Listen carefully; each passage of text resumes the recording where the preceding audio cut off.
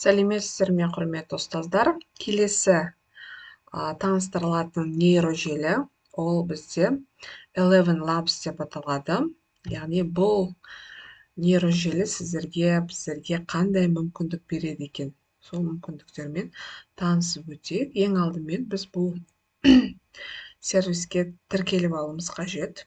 Барлық сервистер сияқты, Google аккаунт арқылы тіркелсек болады.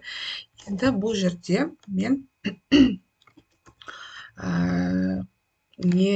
қандай нәтиже ала аламын, өзінің аты айтып тұрғандай.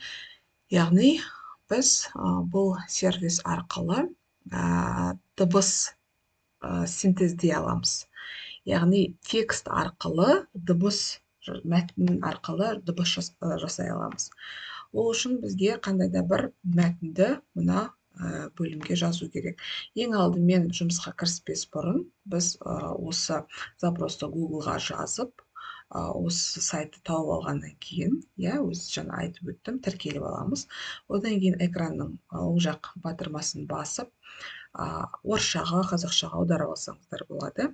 Осы терезе ашылғаннан кейін біз мына жерге текст қоюымыз керек.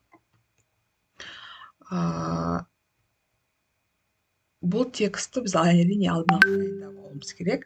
Енді мен ChatGPT-ге осындай запрос жаздым. Напиши приветственное слово для подписчиков моего канала «Цифровой учитель», где я буду делать обзор на разные цифровые ресурсы и платформы для учителей деп.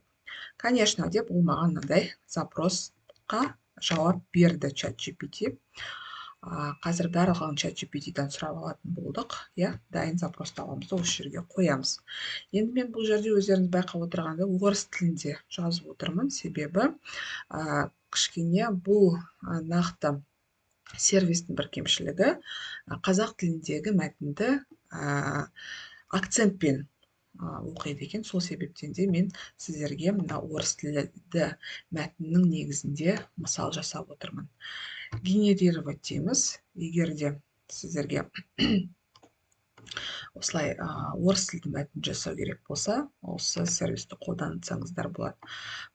Приветствую всех, кто стремится к обновлению методов обучения. Добро пожаловать на канал «Цифровой учитель». Здесь мы будем исследовать разнообразные цифровые ресурсы и платформы, помогающие современным учителям в их повседневной работе. Давайте вместе откроем мир новых образовательных возможностей и технологий. Спасибо, что вы с нами, и начнем это захватывающее путешествие в мир цифрового образования. Және де осы дыбысты біз өзімізге дыбыс форматында, MP3 форматында жүктеп алсақ болады.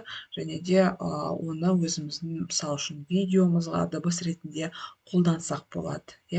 Қандай да бір осында бір қажеттілік туындап жатса, керектеріңізге жаратып пайдалансаңыздар болады. Өте бір керемет платформа деп ойлаймын. Бірақ ең үлкен бір кемшілігі қазақ тілді мәтінді аударуда жаңағындай кемшіліктері бар екен. Сол бір кемшіліктер болмаса, енді мына орыс тілді мәтінді, ағылшын тіліндегі мәтіндерді оқуға және де сол мәтінді дыбысқа айналдыруға арналған таптырмайтын құрал деп есептеймін. Бір керектеріңізге жарап қалар деп ойлаймын.